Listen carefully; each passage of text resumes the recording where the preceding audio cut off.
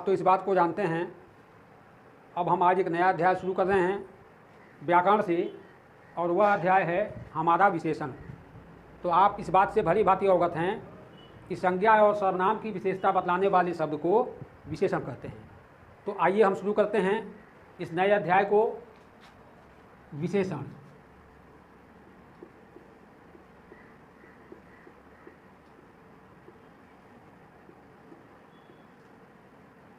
अब सबसे पहले हम यह जानेंगे कि विशेषण की परिभाषा क्या है, विशेषण कहते किसे हैं। तो आइए हम इसके बारे में जानते हैं।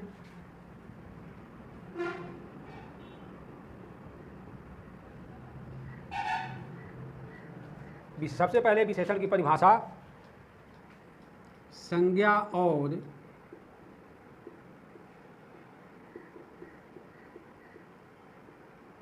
सर्वनाम की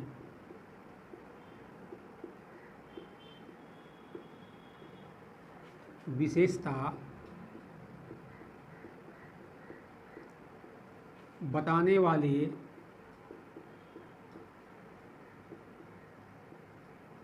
शब्द को विशेषण कहते हैं।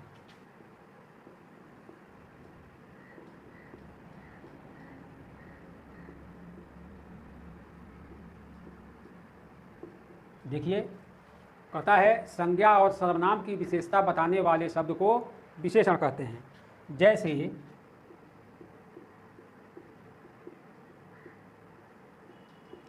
काली गाय,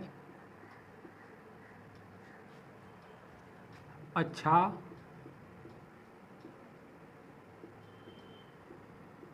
लड़का। इसको ध्यान से देखिए। गाय की विशेषता बतला रहा है कौन? काली। गाय कैसी है? काली है। लड़का कैसा है? अच्छा है। तो यह काली और अच्छा शब्द जो हैं, यह क्या हैं? विशेषण हैं। आइए, विशेषण जिस शब्द की विशेषता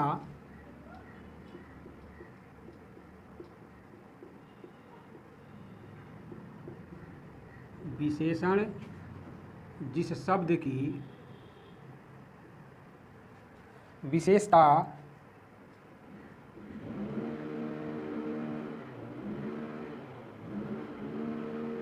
बतलाता है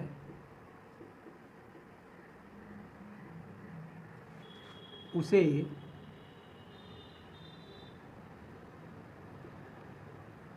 विशेष्य कहते हैं।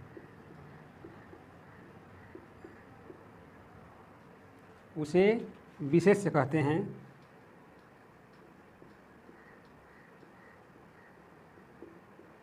जैसे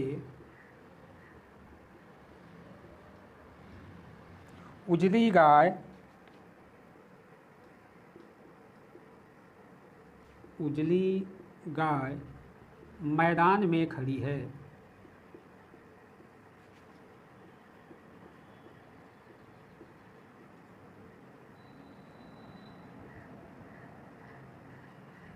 यह वाक्य जो है वह विशेषण की विशेषता को भी दर्शाता है। यहाँ उजली, यहाँ उजली विशेषण,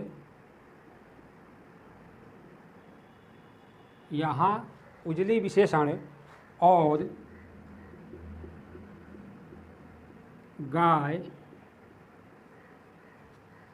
विशेष्य है।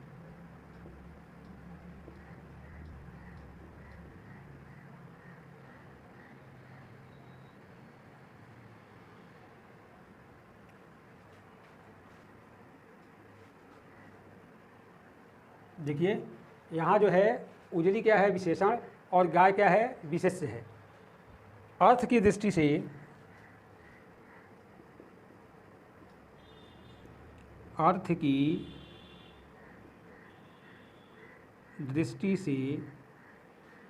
विशेषण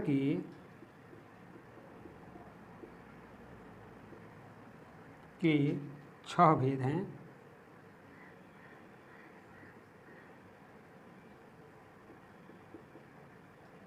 देखिए, अर्थ की दृष्टि से विशेषण के 6 भेद हैं। नंबर 1, गुणवाचक विशेषण।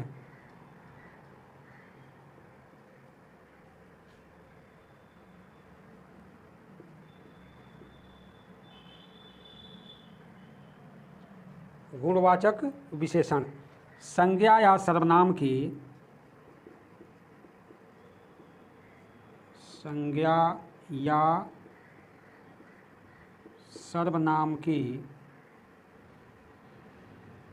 संज्ञा या सर्वनाम के गुण, रूप, रंग, आकार। संज्ञा या सर्वनाम के गुण, रूप, रंग, आकार, अवस्था, स्वभाव,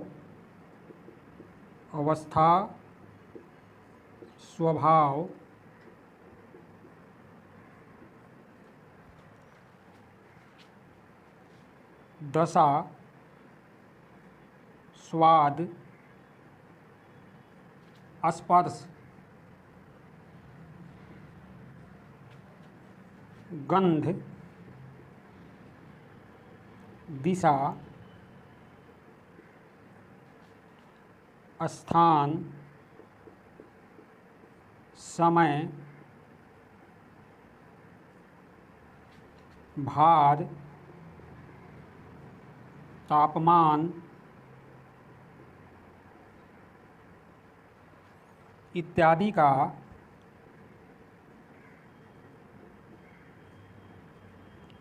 का बोध कराने वाले शब्द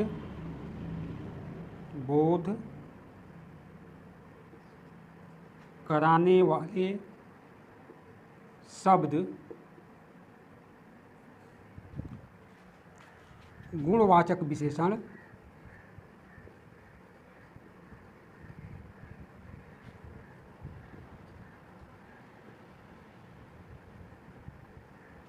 कहलाते हैं।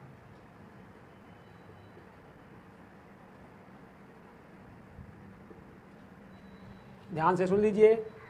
संज्ञा या सर्वनाम के गुण, रूप, रंग, आकार, अवस्था, स्वभाव, दशा, स्वाद, स्पर्श, गंध, दिशा, स्थान, समय, भार, तापमान इत्यादि का बोध कराने वाले शब्द गुणवाचक विशेषण कहलाते हैं।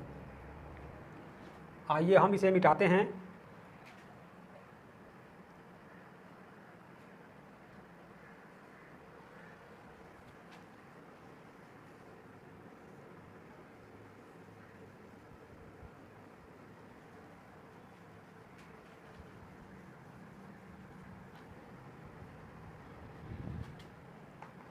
अब हम चलते हैं दूसरे नंबर की तरह।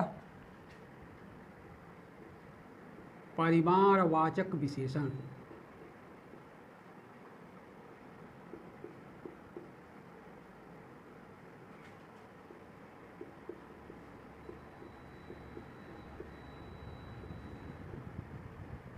नंबर 2, परिमाणवाचक विशेषण। यह किसी वस्तु की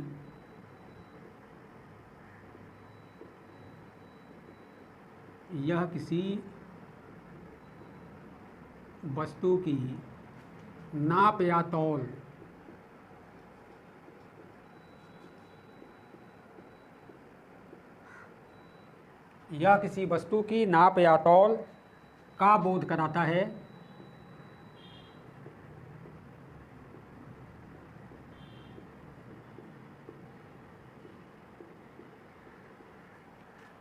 परिमाणवाचक विशेषण यह किसी वस्तु की नाप या तौल का बोध कराता है।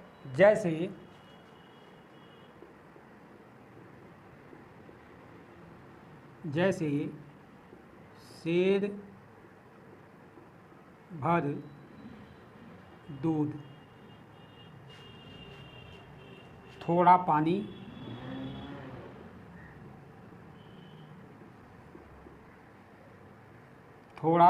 पानी,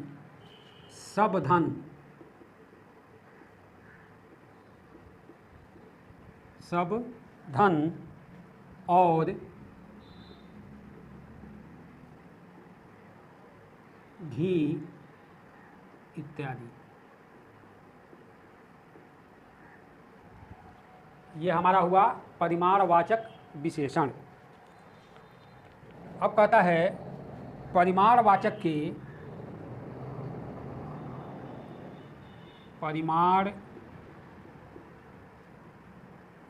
के दो भेद हैं।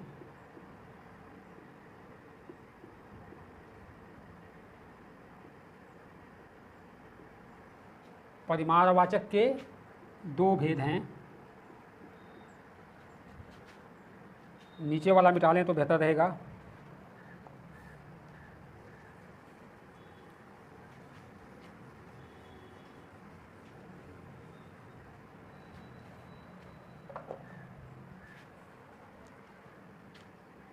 पहला निश्चित परिमाणवाचक।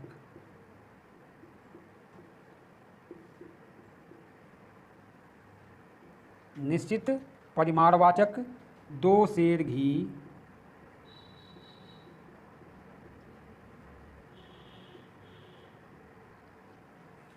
10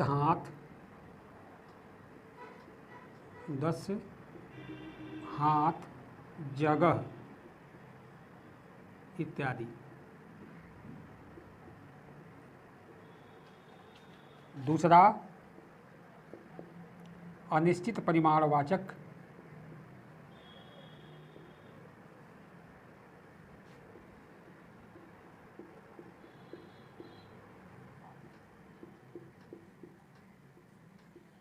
परिमाणवाचक बहुत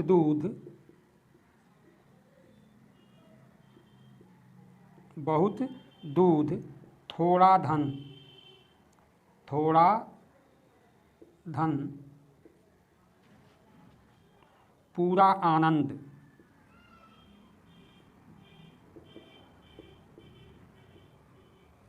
इत्यादि।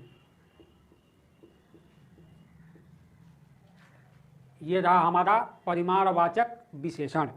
अब आइए नंबर 3 संख्यावाचक विशेषण।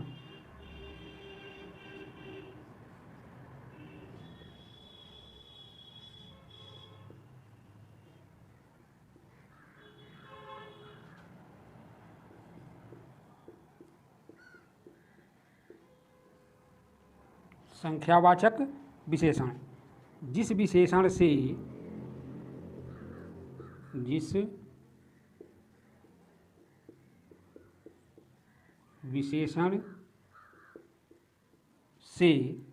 संज्ञा या सर्वनाम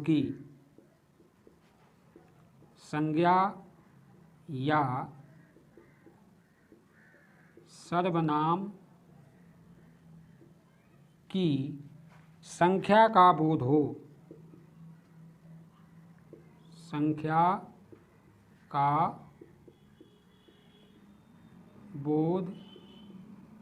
हो संख्यावाचक विशेषण कहते हैं।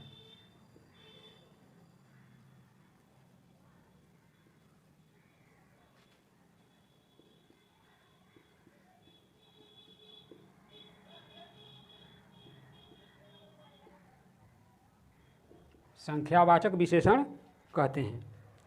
संख्यावाचक के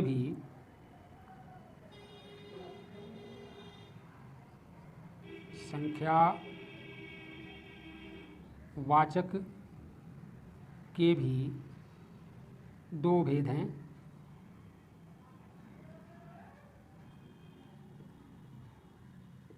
संख्यावाचक के भी दो भेद हैं। तो आइए हम इसे मिटाते हैं, फिर ऊपर लिखते हैं।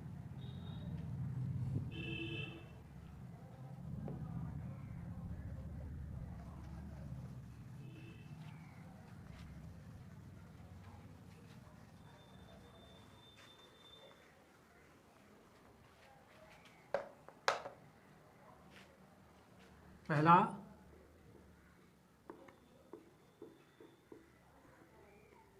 निश्चित संख्यावाचक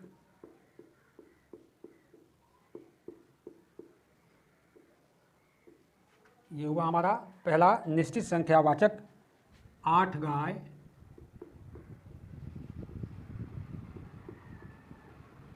8 गाय, 1 दर्जन पेंसिल,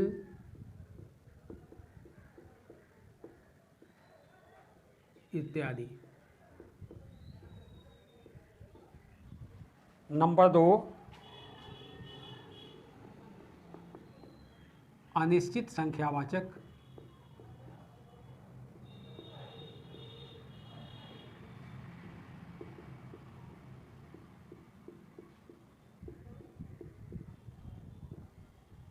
अनिश्चित संख्यावाचक कुछ लड़के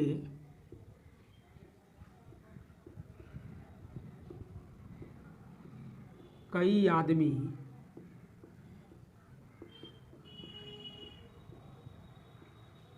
कुछ लड़के कई आदमी, थोड़े चावल,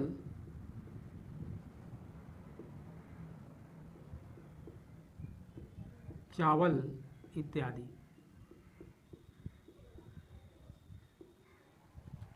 आइए हम इसे नीचे वाला मिटा लेते हैं। तो बच्चों आइए अब हम शुरू करते हैं नंबर 4, सार्वनामिक विशेषण।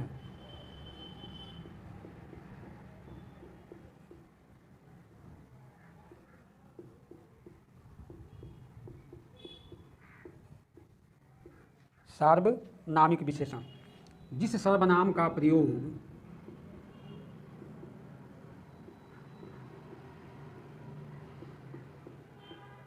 जिस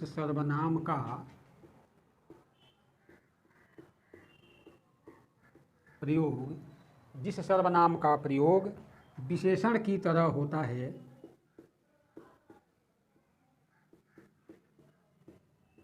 विशेषण की तरह होता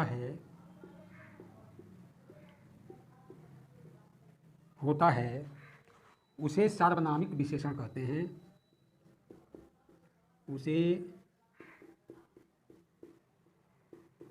सार्वनामिक विशेषण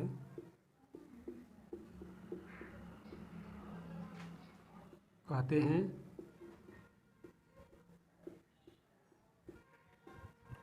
जैसे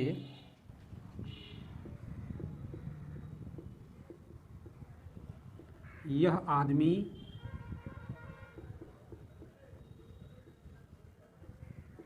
वह लड़की।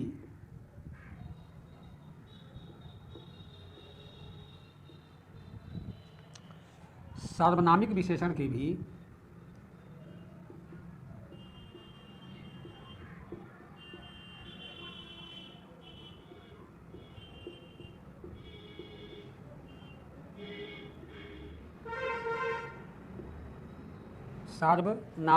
के भी दो भेद हैं।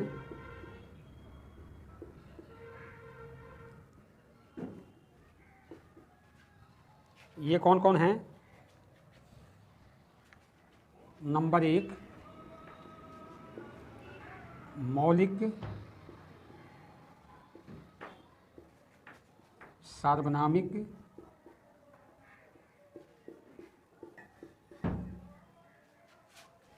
विशेषण।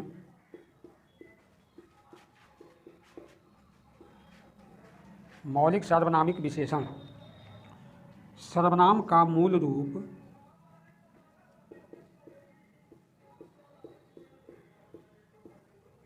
सर्वनाम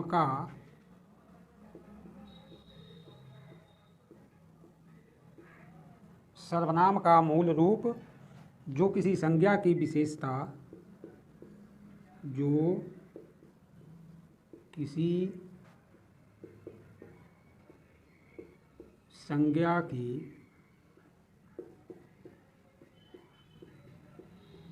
विशेषता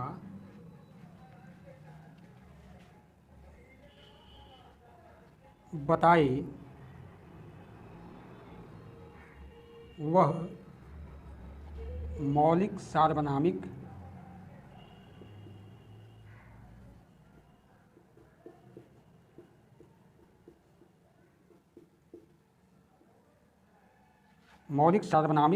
विशेषण कहलाता है।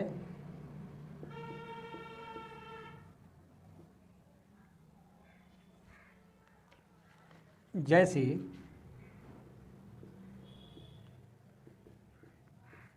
जैसे यह लड़का कोई नौकर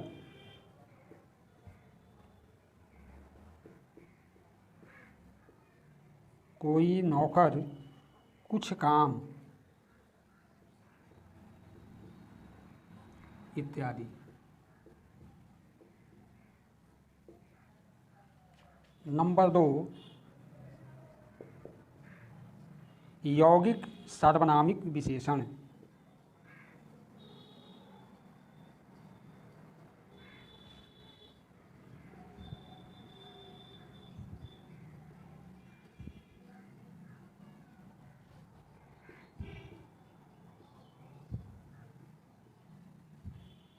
यौगिक सार्वनामिक विशेषण सर्वनाम का रूपांतरित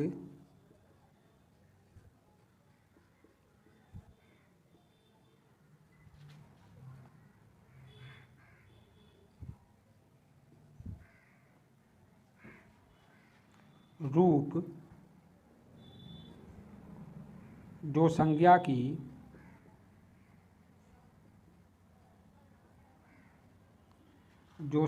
की विशेषता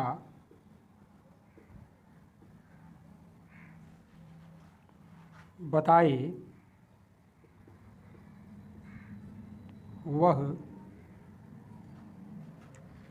यौगिक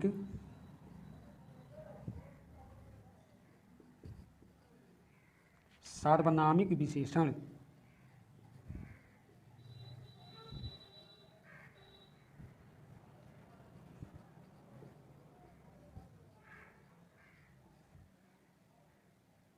विशेषण कहलाता है।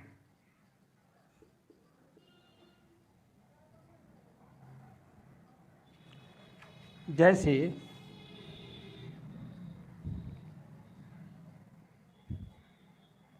ऐसा आदमी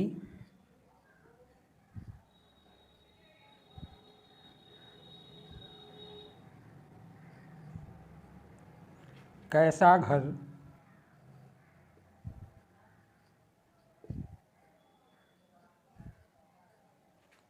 उतना काम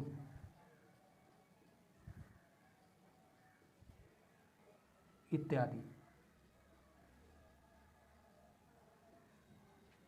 इसमें ध्यान देने की बात यह है कि मौलिक सार्वनामिक विशेषण और यौगिक सार्वनामिक विशेषण में दोनों ही में संज्ञा की जो विशेषता बतलाता है वही कहा जाता है, लेकिन मौलिक सार्वनामिक विशेषण में उसका मूल रूप होता है और यौगिक सार्वनामिक विशेषण में उसका रूपांतरित रूप होता है। यह स्पष्ट है, तो आप लोग दुविधा में नहीं पड़ेंगे। जब मौलिक सार्वनामिक विशेषण का ध्यान आए तो समझिए कि वह मूल रूप में होगा, और जब यौगिक सार्वनामिक विशेषण का ख्याल आए तो समझिए कि उसका रूप रूपांतरित होगा। इस बात को बखूबी आप याद रखेंगे। आइए हम इसे मिटाते हैं।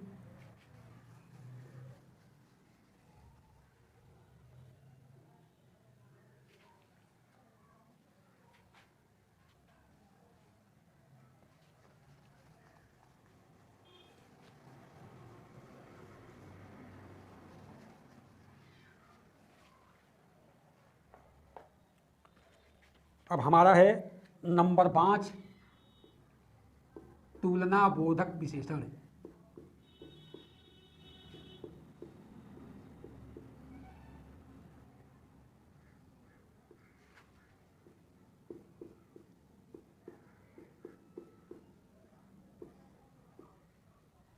तुलना बोधक विशेषण दो या दो से अधिक वस्तुओं,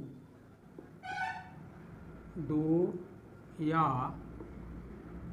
दो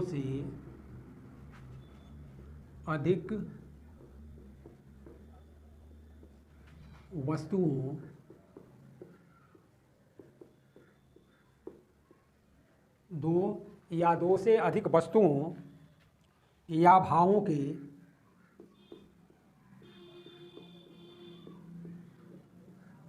भावों के गुण, दो या दो से अधिक वस्तुओं या भावों के गुण, रूप, स्वभाव,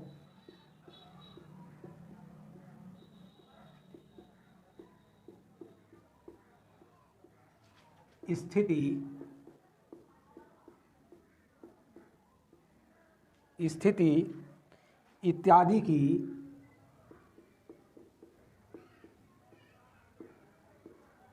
परस्पर तुलना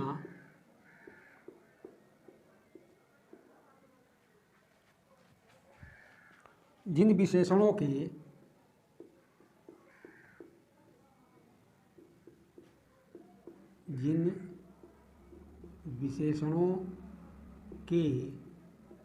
माध्यम से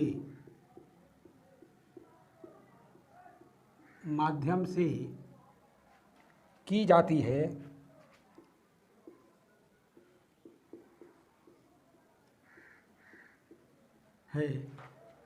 उन्हें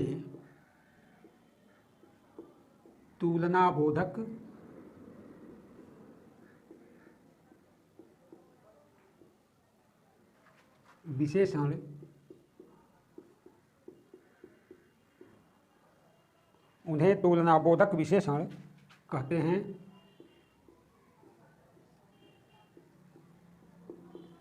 दो या दो से अधिक वस्तुओं या भावों के गुण, रूप, स्वभाव, स्थिति इत्यादि की परस्पर तुलना जिन विशेषणों के माध्यम से की जाती है उन्हें तुलनाबोधक विशेषण कहते हैं। तुलना की तीन अवस्थाएं होती हैं। तुलना की तीन अवस्थाएं होती हैं। तुलना की तीन अवस्थाएं होती हैं। नंबर 1 मूलावस्था,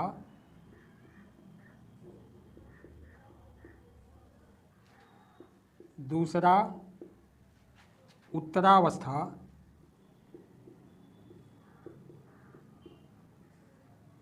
और तीसरा उत्तमावस्था।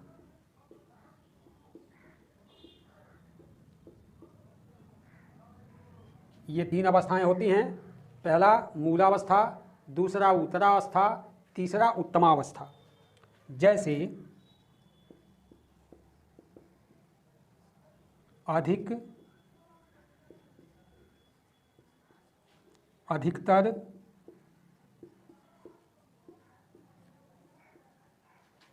अधिकतम।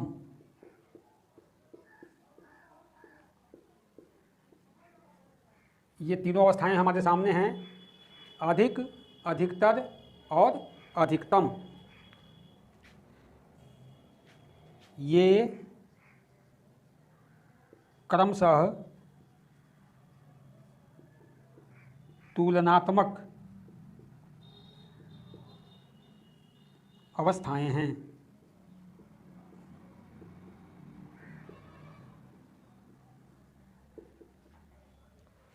तो आइए हम इसे मिटाते हैं।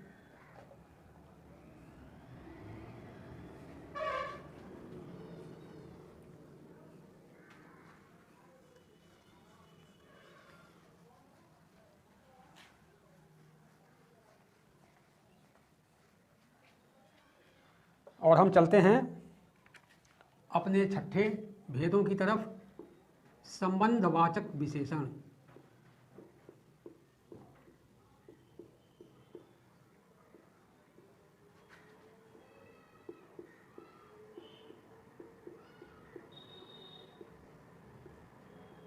ये कहता है जो विशेषण किसी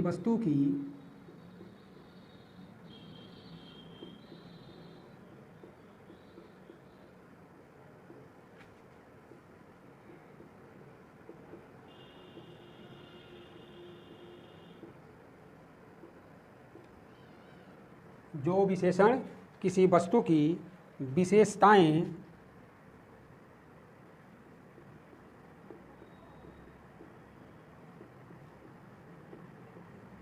दूसरी वस्तु के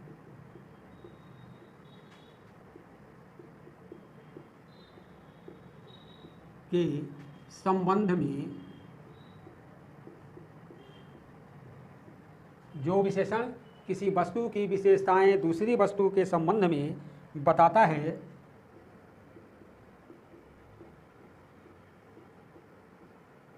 उसे संबंधवाचक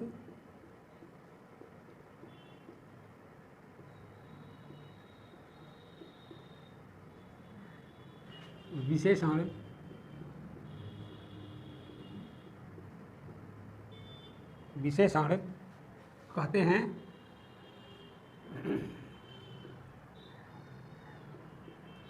जो विशेषण किसी वस्तु की विशेषताएं दूसरी वस्तु के संबंध बताता है उसे संबंधवाचक विशेषण कहते हैं। में बताता है उसे संबंधवाचक विशेषण कहते हैं। इस तरह के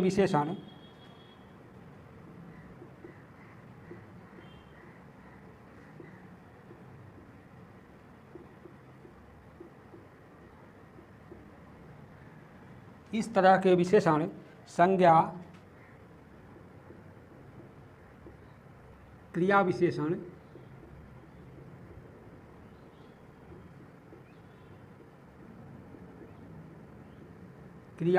विशेषण, तथा क्रिया से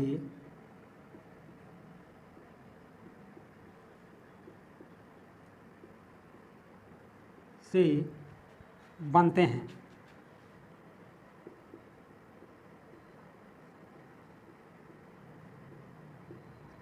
हैं। जैसे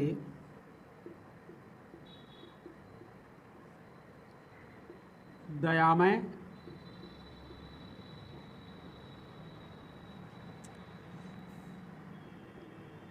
दया संज्ञा से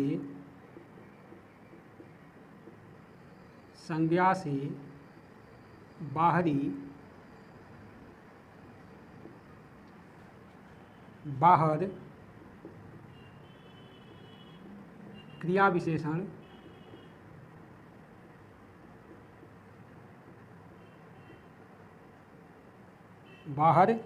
विशेषण से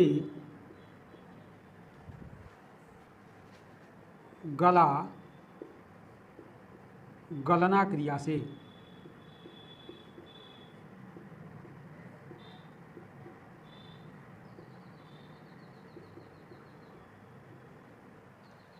अब आप लोगों ने इन बातों को जाना।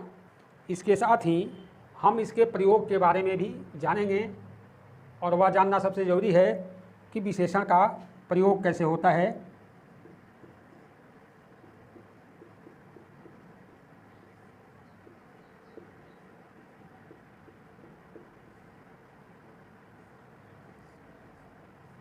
यह जानेंगे हम कि विशेषण का प्रयोग कैसे होता है। तब प्रयोग के विचार से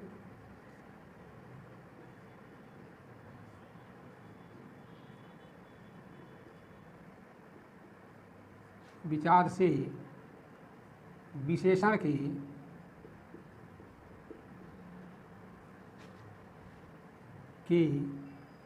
दो भेद हैं।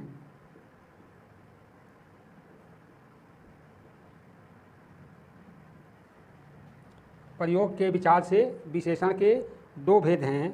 पहला है विशेष्य विशेषण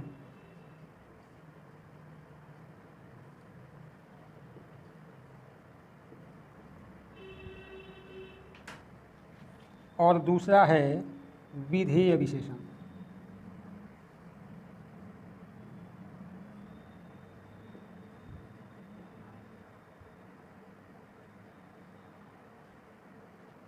तो आइए हम इसे आगे बढ़ाते हैं। पहले ऊपर वाला मिटा लेते हैं, फिर इसको लिखते हैं।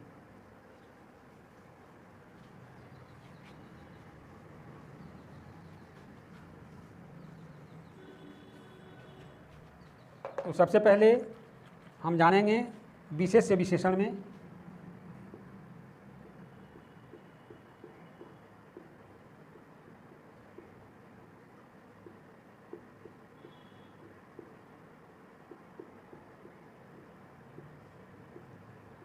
विशेष्य विशेषण।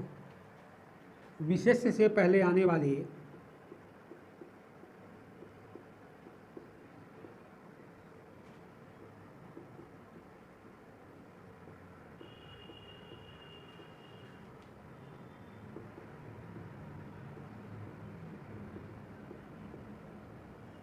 विशेष्य से पहले आने वाले विशेषण को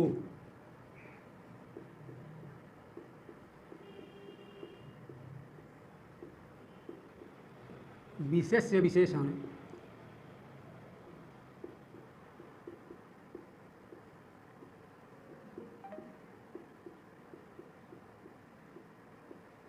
कहते हैं।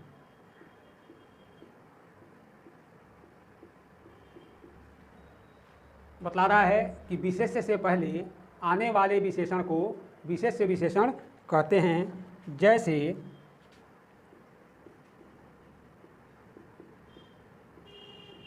चंदू अच्छा लड़का है,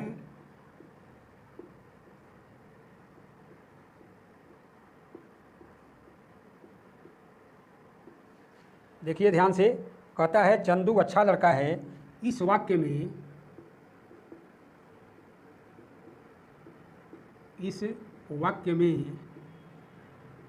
अच्छा, इस वाक्य में अच्छा लड़का का विशेषण है।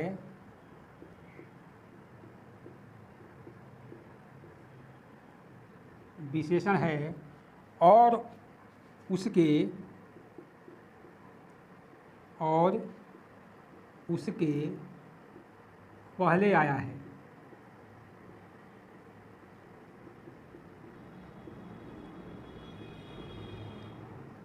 देखिए इस वाक्य में अच्छा लड़का का विशेषण है और उसके पहले आया है। अतः यहाँ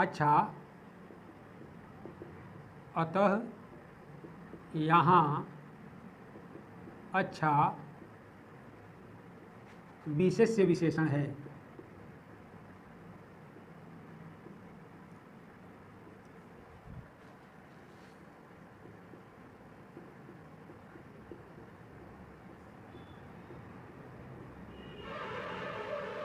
अब हम थोड़ा नीचे बिठा लेते हैं।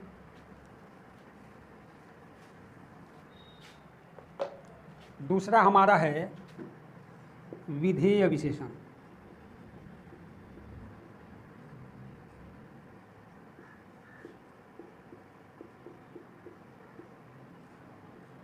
दूसरा है विधेय विशेषण। जो विशेषण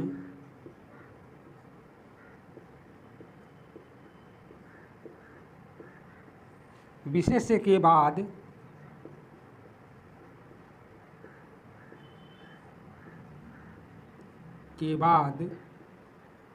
प्रयुक्त होता है,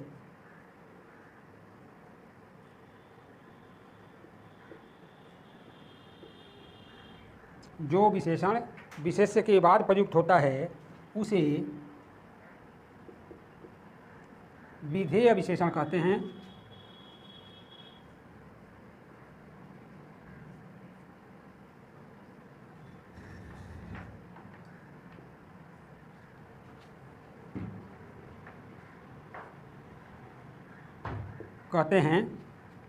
जैसे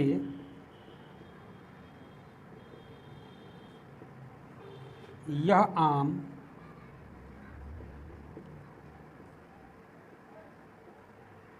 मीठा है।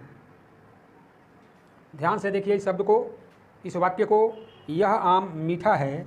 इस वाक्य में मीठा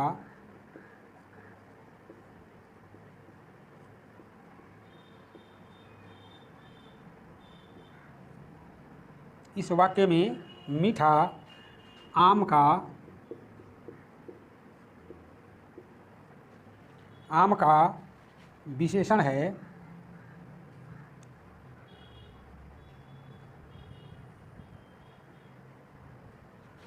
और उसके बाद आया है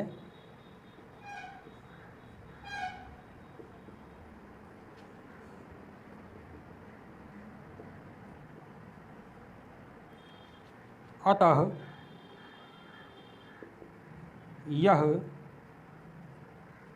विधेय विशेषण है।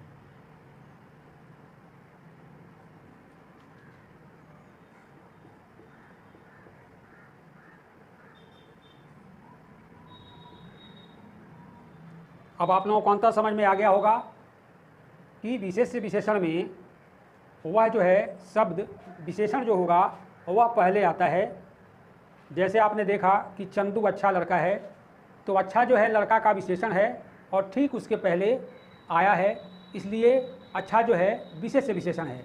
वैसे ही विधेय विशेषण में इसमें जो है विशेषण विशेष्य के बाद प्रयुक्त होता है, उसे विशेष विधेय विशेषण कहते हैं। जैसे यह आम मीठा है, तो इस वाक्य में देखिए मीठा आम के बाद आया है, इसलिए वह